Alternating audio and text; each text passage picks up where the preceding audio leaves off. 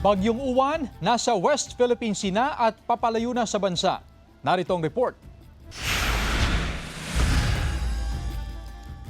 Nakatawid na sa Luzon ang Bagyong Uwan at nasa West Philippine Sea na papalayo sa bansa. Sa latest bulletin ng Pag-asa, namataan ng sentro ng Bagyong Uwan 135 kilometers west-northwest ng Bacnotan, La Union.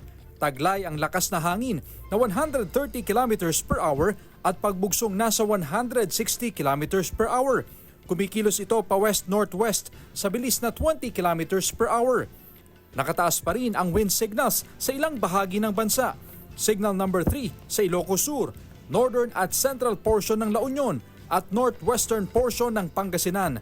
Signal number 2 sa Batanes, Cagayan kasama na ang Babuyan Islands, Isabela, Quirino, Nueva Vizcaya, Apayao, Abra, Kalinga, Mountain Province, Ifugao, Benguet, Ilocos Norte, natitirang bahagi ng La Union, natitirang bahagi ng Pangasinan, Aurora, Zambales, Bataan, Nueva Ecija, Tarlac, Pampanga at Bulacan.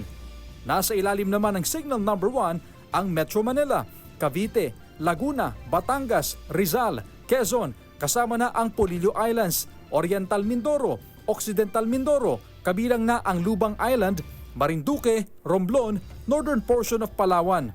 Kasama ang Calamian at Cuyo Islands, Camarines Norte, Camarines Sur, Catanduanes, Albay, Sorsogon at northern at western portions ng Masbate, kasama ang Burias at Ticao Islands. Sa latest track ng Pag-asa, posibleng lumabas ng par ang Bagyong Uwan ngayong gabi o bukas ng madaling araw, pero posibleng bumalik din ulit sa par sa Miyerkules at maaaring maglandfall sa Taiwan sa Huwebes. Sa datos ng Metro Weather, bukod sa pabugso-bugsong hangin, may tsansa pa rin ng ulan sa northern at central Luzon. Posible rin ang ulan sa iba pang bahagi ng bansa.